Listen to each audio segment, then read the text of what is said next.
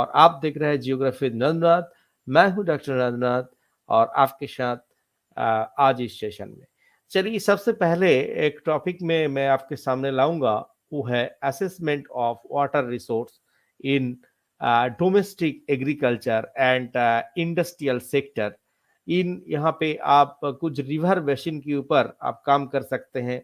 साज आप जिस डिस्ट्रिक्ट में है, एरिया में है, वहाँ पे जो रिवर बेसिन रिवर जो चल रही है, जो बेसिन एरिया है, उस बेसिन एरिया को आप हाईलाइट कर सकते हैं और उसी को टॉपिक लेके assessment of water resource in domestic agriculture and industrial sector, इस तरह आप टॉपिक ले सकते हैं।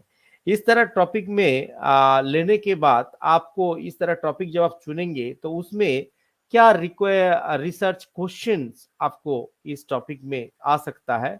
मैंने यहाँ पे आपको बताने वाला हूँ कि which main area have the highest ground water potential, क्योंकि आप जो टॉपिक आपने चुना और उसमें how many area have highest ground water potential कितना है, how has the ground water level change over time in the semi arid hard rock region, या आपके जो रीजन है, जो भी आपने टाइटल में चुना जिस एरिया, उसको आप हाईलाइट करते हुए how has the ground water level changed and which area have access to abundance of the fresh water and which have water that is the trend basically, and how much domestic consumption is there per person, very interesting question, and how much water do the industry consume each day, and is water use increasing at the sustainable rate।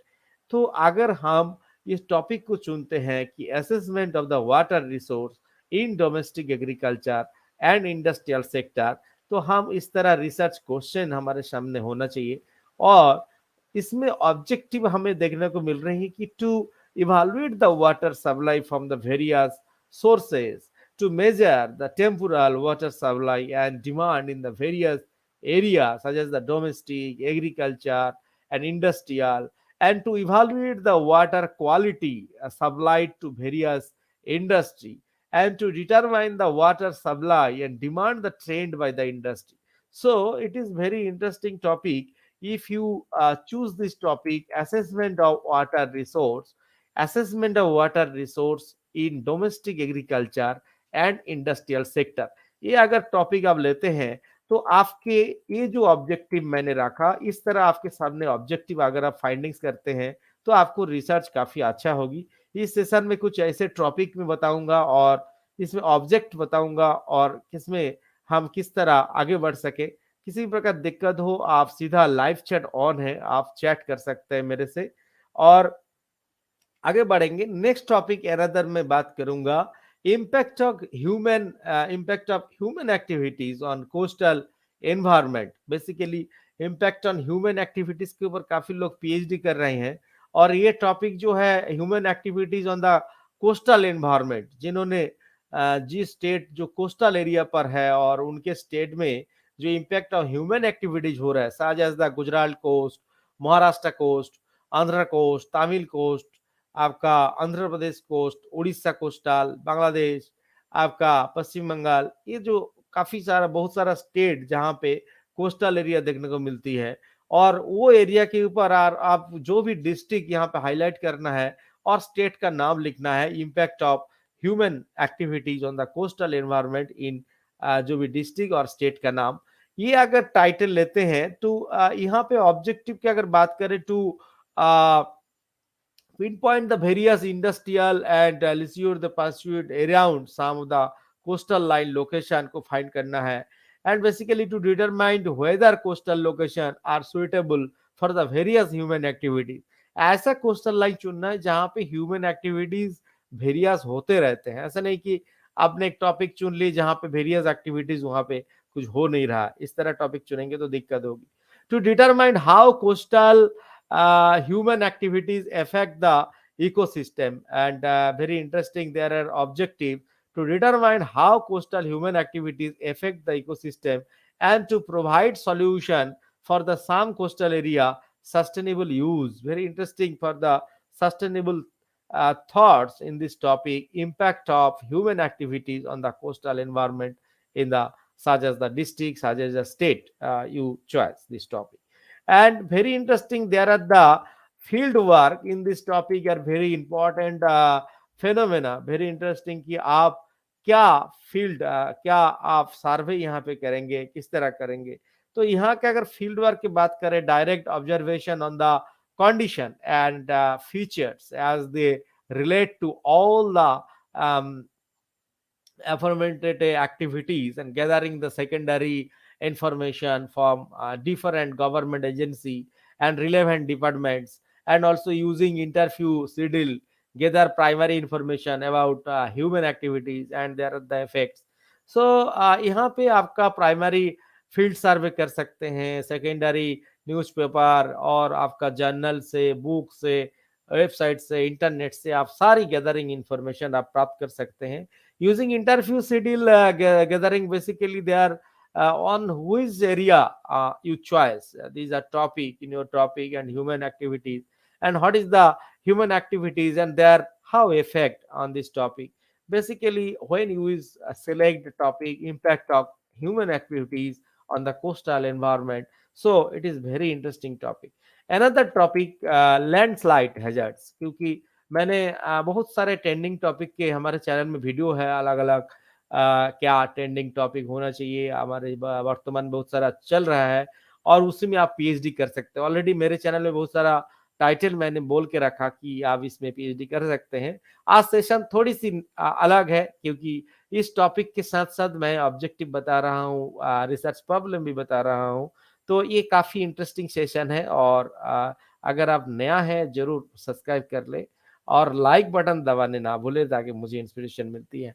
Landslide hazard analysis की अगर बात करें and zonation in the area की अगर बात करें, they are the big research problem, and for a more through and the throughout the landslide inventory in the necessary to the investigate source of the historical landslide information and the requirement for large scale landslide hazards and zonation for the ideal land use planning and determining the catastrophe mitigation methods, and also the need to determine the risk of landslide to people and property, towns, and communication route and located in the landslide full location, and also investigate the best landslide hazard zoning and methodology based on how it is related to the spatial distribution of the landslide.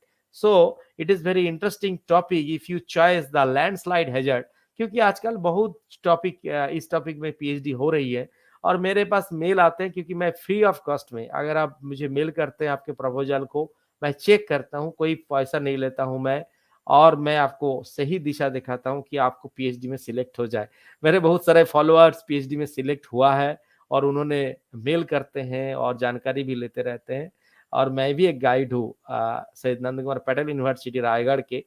तो अगर आप ये topic अगर चुनते हैं, तो यहाँ पे रिसर्च प्रॉब्लम आपको इस तरह लेना पड़ेगा जो आपको मैंने बताया, investigating the best landslide hazard zoning methodology based on the how it is related to the spatial distribution of the land use. इसमें अगर हम इन ऑब्जेक्टिव की अगर बात करें, इस टॉपिक में अगर हम ऑब्जेक्टिव क्या क्या देख सकते हैं, to locate the map site that are the prone area and landslide. जो एरिया लैंडस्लाइड हो रही है उस एरिया को आपने हाईलाइट किए, और हम ऑब्जेक्टिव में भी यहाँ पे रख रहे हैं, and to create the landslide inventory and to locate the probable landslide zone and the chart them and to create a map of the landslide risk and hazard zone and to determine the study area landslide causing cause and the recommend suitable mitigation method. ऐसे video आपको YouTube में नहीं मिलेगी जहां पे title भी बता रहा है और उस टाइटल में क्या ऑब्जेक्ट होना चाहिए वो भी हम बता रहे हैं. प्रॉपर पीएचडी के गाइडलाइन आपको मिलेगी हमारे चैनल में, और ऑलरेडी वीडियो भी है. Determine the primary cause of slope and failure under the certain geo-environmental condition that preclude and induce the landslide. So basically interesting that topic, a topic this when you will choose the landslide hazard. So basically in this topic their objective definitely there are 4 and 5. Must will select the object 5 and 4, and basically their choice of objectives. Basically बहुत ही चॉइसफुल होना चाहिए। आपके research में जो object होगी वो selected होना चाहिए। Determine the primary causes of the slow failure under certain the geo environmental condition that precede and induce landslide. Basically बहुत लोग रिसर्च इसमें कर सकते हैं और ये टॉपिक जो है काफी ट्रेंडिंग है। और मैं अनदर आपकी बात करूंगा अर्बनाइजेशन की। बहुत सारे स्कॉलर जो है अर्बनाइजेशन में पीएचडी चल रहा है। अर्बनाइजेशन इन आपका जो एरिया करना चाहते हैं वहां पे आप एरिया के नाम लिख दे कि कौन से एरिया के ऊपर आप अर्बनाइजेशन के काम कर सकते हैं। मैंने कंप्लीट टाइटल इसलिए नहीं रखा क्योंकि कई बार गाइड थोड़ा चेंज करते हैं, कई बार स्कॉलर खुद लगता है कि अर्बनाइजेशन के साथ मैं इस काम करूंगा। तो मैंने बेसिकली हाईलाइट कर रहा हूं कि जो थीम अर्बनाइजेशन के ऊपर अगर आप पीएचडी करना चाहते हैं तो अर्बनाइजेशन में बेसिकली टू एग्जामिन द जो भी एरिया के अर्बनाइजेशन आप करने वाले हैं वो बहुत बड़ा हाईलाइट चीज होते हैं। To examine how the cities and land use and land cover have the change. देखिए अर्बनाइजेशन के अगर काम करेंगे तो आपको ये पैरामीटर बहुत ही ऑब्जेक्ट जो मैं बता रहा हूँ, ये जो ऑब्जेक्टिव्स जो है ये बहुत ही इंपॉर्टेंट है, आपको लेना है। इसके बिना आप अर्बनाइजेशन में काम करेंगे तो गलत होगी। To examine how the city's land use and land cover have changed and to identify जो एरिया में आप लैंड साइड के अर्बनाइजेशन के काम कर रहे हैं, to identify this area का नेम लिखिए and central business district the evaluate the core many growth factor including the socio-economic, physical and gradation the sewerage system to observe the issue that metropolitan issue fact। अर्थात आपके metropolitan के ऊपर काम कर रहे हैं अर्बनाइजेशन के, तो there are the parameter issues the metropolitan area क्या फेस करता है, वो क्या evaluate core many growth factor क्या काम करता है, they are the physically socio economically and also their sewerage system resulting बहुत बड़ा पोर्शन है सीवरेज सिस्टम में। एंड आइडेंटिफाई द सीवीडी कैसा है उस अर्बनाइजेशन के, हर अर्बनाइजेशन एरिया का एक सीवीडी होते हैं, तो सेंट्रल बिजनेस डिस्ट्रिक्ट कैसा काम कर रहा है। And examining how cities land use, basically land use land cover change, it is very important for the PhD urbanization। क्योंकि जब हम किसी अर्बनाइजेशन की बात करते हैं तो वहां पे लैंड यूज पैटर्न का बहुत बड़ा रोल है कि कैसे सिटी धीरे धीरे चेंज हो रही है, कैसे सिटी धीरे धीरे स्प्रेड हो रही है। डेकेडियल बिफोर द 1971 से लेके 2022 कैसे चेंज हो रही है। आप मिनिमम 30 से 40 इयर्स के डेटा को एनालिसिस करना होगा अपने थीसिस में। तो इसमें डाटा कलेक्शन का बहुत बड़ा इंपॉर्टेंट रोल हो जाता है। अगर आप अर्बनाइजेशन में पीएचडी कर रहे हैं या सोच रहे हैं करूंगा, तो आपके लिए डाटा कलेक्शन, डाटा मिलना भी मुश्किल होता है कि कहाँ से हमें डाटा मिलेगी, क्या हमें करना है। हमें नया हूं मैं, अभी अभी एमएमएससी पास किए भूगोल में और हमें अर्बनाइजेशन में पीएचडी करना है, इतने सारे इंफॉर्मेशन कहाँ से मिलेगी। तो बेसिकली यहाँ the data information from census of India has been used the study urbanization and demographic and traffic data has been taken for transport department and word-wise population data density has been taken। there are the such as example the Srinagar या आप जो भी municipality corporation में काम करना चाहते हैं, the water supply, drainage, sewerage, solid waste data municipal department से कलेक्ट करना है। The land use land cover map जो सिटी के वो भी आपको कलेक्ट करना है। आपका मान लीजिए अपना ये बेसिकली हम श्रीनगर लिखे तो श्रीनगर मास्टर प्लान जो मान लीजिए श्रीनगर में ऊपर करेंगे तो वहां के लेंगे। Data related air pollution has been taken the pollution control board and data related in the arrival the tourist and आपका pollution and traffic data published in the local newspaper has been applied the study. देखिए आपके local newspaper का भी data हमें collect करना होगा, आपको देखना होगा उस सिटी में कब क्या निकले हैं न्यूज़पेपर में और उनके पर्यावरण के बारे में क्या लिखा गया था, क्या पॉल्यूशन के बारे में कुछ लिखा गया था। And climate data preparing to precipitation and temperature has been taken from the Indian meteorological department. तो हमें इस तरह डाटा कलेक्शन का जो रिपोर्ट है हमें यहाँ से प्राप्त करना होगा। नेक्स्ट अनदर टॉपिक हम बात करेंगे variation in the socio economic characteristic. ये विषय पर काफी बहुत ज्यादा पीएचडी वर्तमान समय में मेरे ख्याल से जिन लोग ग्रामीण एरिया के बारे में सोचते हैं, जिन लोग ग्रामीण डेवलपमेंट चाहते हैं, जिन रिसर्च स्कॉलर ने ग्रामीण क्षेत्र का विकास चाहते हैं, variation in the socio economic characteristics of the rural settlement, जो कि मैंने यहाँ पे एक दिया कि आप यहाँ पे एरिया ले सकते हैं और उसी के साथ आप ट्रेंड दिखा सकते हैं कि 71 से लेके 2022 तक क्या हाल हुई है, 1961 से लेके 2020 तक क्या हुई है।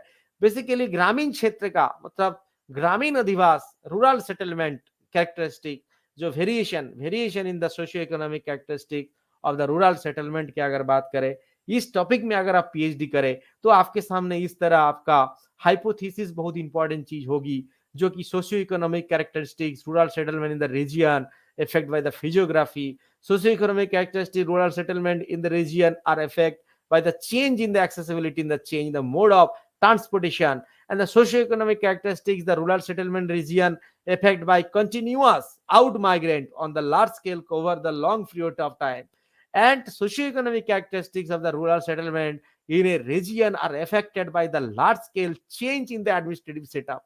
Very interesting on this topic. If you choose the variation in the socio-economic characteristics of the rural settlement, अगर आप ग्रामीण क्षेत्र का अर्थ सामाजिक विकास के ऊपर काम करना चाहते हैं, जिस भी एरिया का लेना चाहते हैं, वहां पे डाटा कलेक्शन आपको करना होगा।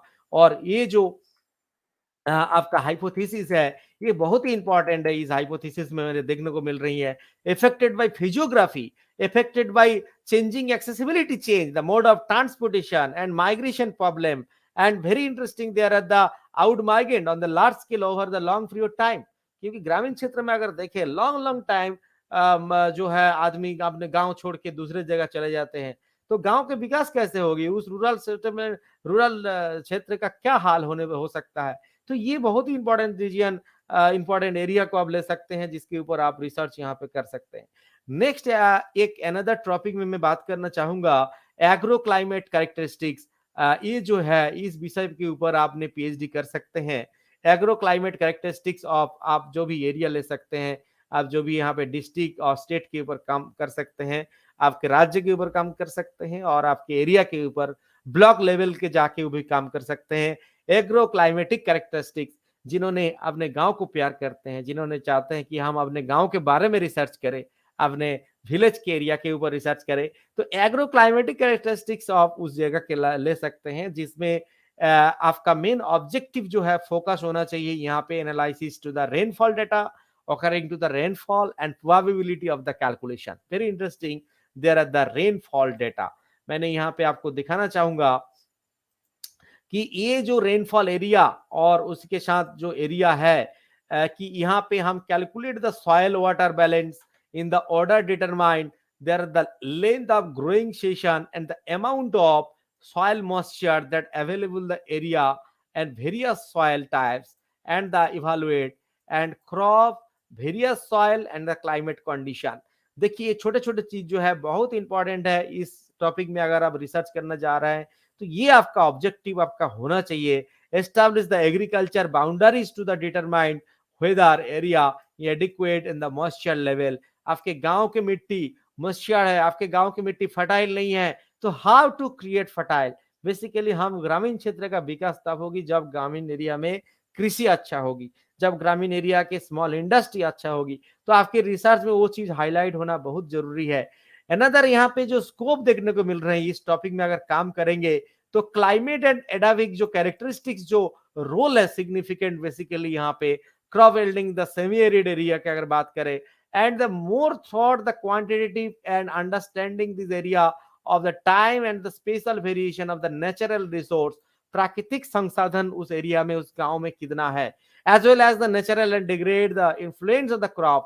आपके जो वहां पे ग्रामीण क्षेत्र का कृषि के विकास हो रही है कितने इन्फ्लुएंस है वहां के पीपल के, and regarding to the develop improve the crop production technology. यहाँ पे बेसिकली जो है इंक्रीज द आपका stabilize food production in this area। Very interesting. There are the climate and edaphic factor, and there are the scope of this study on this topic if you choose this topic। So very interesting, क्योंकि PhD title selection, PhD topic selection के ऊपर मेरे channel में बहुत सारा video है, और मैंने आज इसलिए रखा कि कई बार मेल आता है सर ये टॉपिक लेते हैं तो इसको हम कैसे ऑब्जेक्टिव रखें, ये टॉपिक लेते हैं तो कैसे हम ये रखें। इसलिए आज सेशन में मैंने ऐसे रखा कि कैसे हम ऑब्जेक्ट रखें, कैसे हम स्कोप को रखें, कैसे हम हाइपोथेसिस को रखें। तो वो चीज को हमने यहाँ पे आपके सामने डिटेल रखने का प्रयास किया, ताकि आपको कमिंग जो भी टॉपिक में आप पीएचडी करना चाहते हैं उसमें आपको दिक्कत ना हो। नेक्स्ट अनदर यहाँ पे मैंने स्कोप बताना चाहूंगा कि relative degree of आपका dependability could be easy assigned from the precipitation आपका probabilities, and one could look the region difference in the precipitation probability. आपका analysis of the rainfall probability, basically वर्षा नहीं होगी तो आपका खेती कहां से होगी, तो रेनफॉल के ऊपर जोर देना होगा. वो बेसिकली स्कोप है आपका growing the session at the any given place. And this the analysis can also help determine the degree of success of the different place and receiving identical amount of the crops of the rainfall, and rainfall probability could also be used in the planning various agriculture operation. अगर ग्रामीण क्षेत्र में अच्छा वर्षा होती है, अच्छा पानी गिरता है, तो वहां पे एग्रीकल्चर एक्टिविटीज जो है हमें अलग अलग प्रकार देखने को मिलती है. तो बेसिकली आपके स्कोप होगी कि रेनफॉल वाटर, रेन वाटर जो है उसको इस्तेमाल करते हुए हम कैसे ग्रामीण कृषि को अच्छा से विकास कर पाए. अगर हम यहाँ पे ये टॉपिक को चुनते हैं agro climatic characteristics, agro climatic characteristics के टॉपिक में ये सारी बातें आपको करना होगा, क्योंकि एग्रो क्लाइमेटिक यहाँ पे कृषि और जलवायु, और जहाँ पे rainfall probabilities could also be used in the planning various agriculture operation. It is very important scope of your study. Clear? तो ये बेसिकली आपके अंदर में होना चाहिए. नेक्स्ट जैसे कि टॉपिक है environmental crisis of wetland ecosystem के ऊपर पीएचडी कर सकते हैं. Food security and impact on the socio economic development के ऊपर पीएचडी कर सकते हैं. Impact of irrigation of the soil and agriculture के ऊपर आप पीएचडी कर सकते हैं. आपका maternal and child health care in India geographical study, ऐसे टॉपिक के ऊपर भी आप पीएचडी कर सकते हैं. एंड शेड्यूल कास्ट डेवलपमेंट, जो कि काफी वर्तमान समय में ये जो है पीएचडी के दिन में आने वाला काल में बहुत पीएचडी देखने को मिलेगी कि शेड्यूल कास्ट डेवलपमेंट कैसे होगी, शेड्यूल ट्राइब डेवलपमेंट कैसे होगी, ट्राइबल एरिया डेवलपमेंट कैसे होगी. तो ये geographical analysis of crime against women, very interesting topic. अगर कोई लेता है इस प्रकार के topic, geographical analysis of the crime against the women, इस टॉपिक में कैसा होना चाहिए ऑब्जेक्टिव, मैं थोड़ा इस टॉपिक को बताना चाहूंगा, क्योंकि भूगोल के साथ एक यहाँ पे देखने को मिल रही है सोशल पॉल्यूशन, जो कि crime and geographical analysis of the crime against the women. तो ये टॉपिक में अगर ऑब्जेक्टिव की अगर बात करें, to study types the characteristics and the spatial pattern of crime against the women, जो भी एरिया आप लेना चाहते हैं उस एरिया के बारे में आप यहाँ पे स्टडी करना है. To study growth rate of crime against the women in this district, and to find out the correlation between the crime against the women and socio-economic and the various geographical factor. बहुत important role है जब crime होते हैं, किसी women उसमें जिम्मेदार है क्या, वुमेन के साथ बहुत खराब चीज हुए हैं, या यहाँ पे देखने को मिल रही है कि यहाँ पे हम टू फाइंड आउट कर सकते हैं, कोरिलेट कर सकते हैं between the crime against the women and socio economic, जिसका आर्थिक जो इकोनॉमिक कंडीशन अच्छा है वो किस तरह इस चीज को लेते हैं, जिसका आर्थिक परिस्थिति ठीक नहीं है वो किस तरह लेते हैं. The various geographical factors and to identify crime prone area for women, कहाँ पे है वो एरिया को हाईलाइट करना है. To study impact to crime on the victim in the study region and their views about the present judication and to suggest the measure for the women safety. ये जो objective अगर आप काम करना चाहेंगे, ये geographical analysis of crime against the women, तो आप इस तरह ऑब्जेक्ट को आप ले सकते हैं और इसमें अगर आप काम करेंगे तो काफी अच्छा रिजल्ट देखने को मिलेगी. नेक्स्ट एक अनदर मैं टॉपिक के साथ आपको बात करना चाहूंगा, लेवल ऑफ सोशल डेवलपमेंट. ये जो है काफी अभी वर्तमान समय में बहुत सारे स्कॉलर इसमें पीएचडी करने वाले हैं कि जो सामाजिक विकास हो रही है हमारे समाज में उसका लेवल क्या है. तो ये लेवल ऑफ सोशल डेवलपमेंट जो है, अब जिस एरिया करना चाहे इनके बाद उसको आप लगा लेंगे तो आपका टाइटल बन जाएगा. तो लेवल ऑफ सोशल डेवलपमेंट के अगर बात करें तो यहाँ पे बहुत सारा ऑब्जेक्ट आप ले सकते हैं, जो कि मैंने यहाँ पे कुछ सिलेक्टेड ऑब्जेक्टिव आपको लिए मदद के लिए मैंने यहाँ पे रखा हूँ. To investigate the environment of the research location, to examine the determination composition of the research area, to evaluate the growth of study area, infrastructure and the distribution to healthcare facility, to access level of educational development in the research region, in the expansion and distribution of the educational facilities, to ascertain the sample village socioeconomic standing, and to look at the social gap and the overall social development level in the tahsil level to make the recommendation for the away to lessen the regional difference in the research area. देखिए आपके लिए special session है क्योंकि यहाँ पे हम topic के साथ ऑब्जेक्टिव्स को बता रहा हूँ ताकि आपके टॉपिक में काम करने में आसान हो। यहाँ पे देख सकते हैं कि to invent the environment and of the research location. Basically, this is the interesting investigate in the environment and the research location and examine the demographic composition to the research area and also the growth of the study. यहाँ पे infrastructure के growth के बात करना हो रही है कि आपने अपने रिसर्च में क्या इंफ्रास्ट्रक्चर ग्रोथ करेंगे, क्या ये हेल्थ केयर फैसिलिटी आप कैसा करेंगे to access level of the educational development in the research region. यहाँ पे level of the education development कैसे करेंगे, सोशल का लेवल के ऊपर आप जब रिसर्च करने जा रहे हैं तो ये बहुत इंपॉर्टेंट है, level of educational development to ascertain the sample of the village socio economic standing and look at the social gaps and overall the social development level in the tahsil level. It is very important there the social gap and overall the social development level. तो ये objective जो है काफी मात्रा आपको बताना होगा और रिसर्च में फाइंडिंग्स जो है वो आपको लाना होगा और ये काफी इंपॉर्टेंट है और इस तरह टॉपिक के ऊपर आप काम कर सकते हैं। नेक्स्ट हम बात करेंगे impact of market centre on the development of. ये जो टॉपिक है इस टॉपिक में आप पीएचडी करिए, जो आने वाले काल में जो सोच रहा है कि मेरे को रिसर्च करना है, भूगोल में नेट हो गया, भूगोल में जीआरएफ क्वालिफाइड हो, तो आपको impact of market centre on the development. देखिए अब ना ग्रामीण जो आपका rural market development, urban market development, तो बेसिकली ये रिसेंट ट्रेंड का एक रिसर्च पीएचडी के लिए बहुत बड़ा टॉपिक है, impact of the market centre on the development. क्या आप मार्केट सेंटर कैसे आप डेवलप करेंगे, इस टॉपिक पर जब आप पीएचडी करना चाहेंगे, impact of market centre on the development of the topic.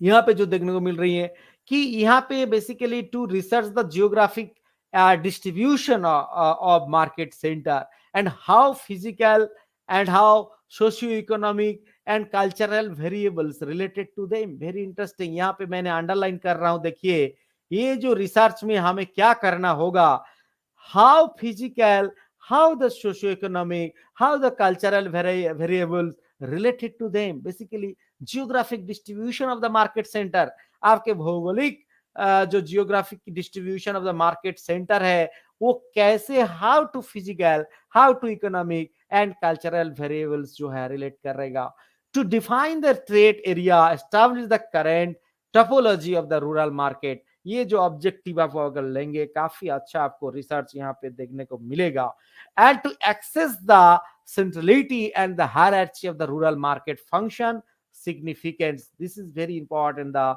access and the rural market function and the significance, and to investigate how rural market town affect the long term welfare of the local populace. Very interesting is the objective, and to evaluate the study area development level by the tahsil, क्या वो block level पर किस तरह develop कर रही है, and to offer the helpful recommendation for through the planning strategy and coordinate the spatial development in the research area.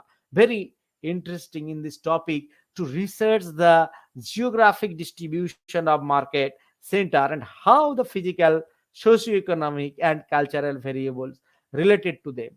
Very interesting यहाँ पे कि market functional significance, इसको हमने ऑब्जेक्ट को लाना है। Invest how rural market towns effect the long term welfare of the local purpose. देखिए ये पूरा नया रिसर्च है, आप ये ऑब्जेक्टिव में आप यूज कीजिए और आपने पीएचडी कीजिए अपने टॉपिक के साथ। नेक्स्ट, अगर इस टॉपिक में हम चैप्टराइजेशन करते हैं, सिर्फ इस टॉपिक नहीं, आप जो भी टॉपिक में आप काम करते हैं तो आपके लिए चैप्टराइजेशन देखना बहुत जरूरी होता है। तो इस टॉपिक में अगर चैप्टर करेंगे तो पहला चैप्टर होगी आपका इंट्रोडक्शन, सेकेंड चैप्टर होगी geographical profile on this region, spatial distribution growth दिखाएंगे रूरल मार्केट का, एंड टापोलॉजी दिखाएंगे, ग्रेड आपका grade area rural market centre दिखाएंगे, centrality and hierarchy of the rural market centre को दिखाएंगे, इम्पैक्ट ऑफ रूरल मार्केट को दिखाएंगे, and centre on the development and level of the development and the finding and recommendation. इस तरह आप chapterisation कर सकते हैं अगर आप इस टॉपिक को पीएचडी के लेते हैं और आप चूज करते हैं, तो इस तरह आप यहाँ पे इस्तेमाल कर सकते हैं। नेक्स्ट बात करते हैं, कई लोग रिव्यू लिटरेचर जो है गलत लिखते हैं, तो मैंने यहाँ पे एक सैंपल आपके सामने दिखाना चाहूंगा कि रिव्यू ऑफ लिटरेचर कैसे लिखा जाता है। देखिए, रिव्यू ऑफ लिटरेचर में आप दो चीज में पहले ध्यान से सुन ले। पहला करेंगे द वर्ल्ड कॉन्टेक्स्ट, अर्थात इंटरनेशनल जो उनका नाम है आप उसको द वर्ल्ड कॉन्टेक्स्ट में लिखेंगे। दूसरा है द इंडियन कॉन्टेक्स्ट, जो इंडियन कॉन्टेक्स्ट में ऑथर है वो आप इंडियन कॉन्टेक्स्ट में लिखेंगे, ताकि रिव्यू ऑफ लिटरेचर आपको एवरी टाइम में लगेगा। प्रपोजल, अगर डिजर्टेशन का प्रपोजल कर रहा है, एमफिल के पीएचडी टॉपिक, एमफिल के डिजर्टेशन बना रहा है, ये आपका थीसिस के डिजर्टेशन, तो रिव्यू ऑफ लिटरेचर आपको देना होता है। तो यहाँ पे हमने कंफ्यूज रहता है कि किस तरह देना है, तो आज इस वीडियो में मैंने सीधा बता रहा हूँ कि रिव्यू ऑफ लिटरेचर लिखेंगे द वर्ल्ड कंटेस्ट में लिखेंगे एक, वो उसमें 4-5 लोगों का नाम रहेगा। कैसे रहेगा, पहले मान लीजिए आपका नाम हो गया, ब्रैकेट देंगे, साल देंगे, कॉमा देंगे, फिर writing a book and the marks as example the marketing geography and trade center and trade routes and author he said that etc आप इसमें ऐसे लिखते जाएंगे। नेक्स्ट जैसे ऐसे 4-5 आप वर्ल्ड कॉन्टेक्स्ट लिख दिए, और आपका 4-5 इंडियन कॉन्टेक्स्ट जो है उसको लेना है। जैसे मान लीजिए सी देश पांडे 1941, आपका ही एम्फेसाइज दैट etc जो भी लिखेंगे इनके बारे में, ऐसे आपका 5 ले लीजिए इंडियन कॉन्टेक्स्ट, आपका 4 ले लीजिए वर्ल्ड कॉन्टेक्स्ट। तो इस तरह आपका रिव्यू ऑफ लिटरेचर को सेट करना होगा। नेक्स्ट हम बात करेंगे रेफरेंस, जो कि रेफरेंस लिखने में कई लोग गलती करते हैं। कई बार मुझे मेल आया है और मैंने सोचा कि वीडियो में ही इसको बता दिया जाए ताकि उन्होंने गलती ना करे दोबारा।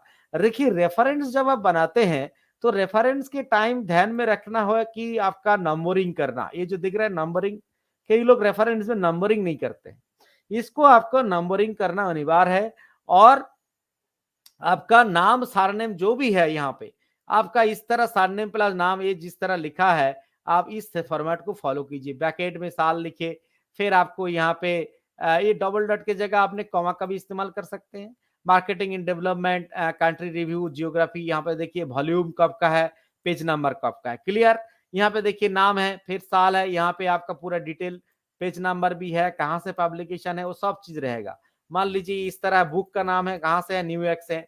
तो ये कंप्लीट रेफरेंस लिखने का तरीका है। इस तरह आपको रेफरेंस को देना होगा हर प्रपोजल, हर अगर टाइटल आप सोच रहे हैं पीएचडी करूंगा, फॉर्मेट बना रहा हूं, तो आपको इस तरह प्रपोजल रेफरेंस फॉर्मेट होना चाहिए।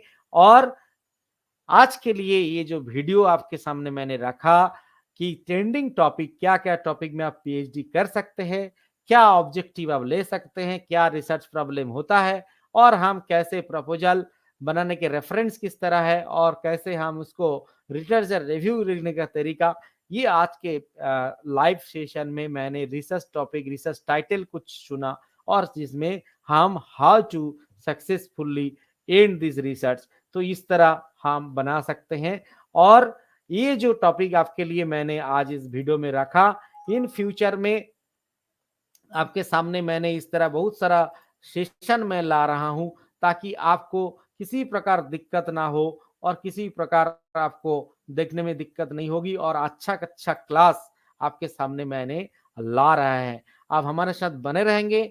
नेक्स्ट कमिंग वीडियो में बहुत सारे अच्छा टॉपिक के साथ, जो कि मैंने यूपीएससी का अलग एक सीरीज शुरू कर रहा हूं, और करंट अफेयर्स के वीडियो जो कि मैंने सोचा हूं कि स्टेट वाइज करेंगे, जो स्टेट में करंट अफेयर्स के क्या क्या न्यूज है, such as the Bihar, Chhattisgarh, West Bengal, Maharashtra, Madhya Pradesh, इस तरह हमने स्टेट वाइज करंट अफेयर्स को मार्च करके उसको बना रहा है। तो उम्मीद है आप भी लगातार जैसे देखते आ रहे हैं ऐसे देखते रहेंगे, और हमारे चैनल में ज्यादा के ज्यादा शेयर करो यार, आप लोग शेयर नहीं करते हैं, और जरूर शेयर करें, और बेल ऑल बटन के दबा लीजिए, क्योंकि YouTube notification bell all button अगर दबा के रखते हैं तब भी यूट्यूब ने आपका मेरा वीडियो के नोटिफिकेशन आपके पास पहुंचाएगा, नहीं तो आपके पास वीडियो मिलना मुश्किल है। और हमारे चैनल सिर्फ आपके लिए नहीं, यहाँ पे आपके कंप्लीट सिर्फ सब्जेक्ट की बात नहीं, करंट अफेयर्स, जियोग्राफी, गाइडलाइंस के वीडियो, आपका उसी के साथ PhD guideline, PhD admission notification का वीडियो भी आपको मैंने प्रोवाइड करता हूँ, और बहुत सारा क्वेश्चन आंसर सेशन है, और जो कि आपके लिए काफ़ी हेल्पफुल होगी। चलिए फिर मिलते हैं, टाटा, बाय, जय हिंद।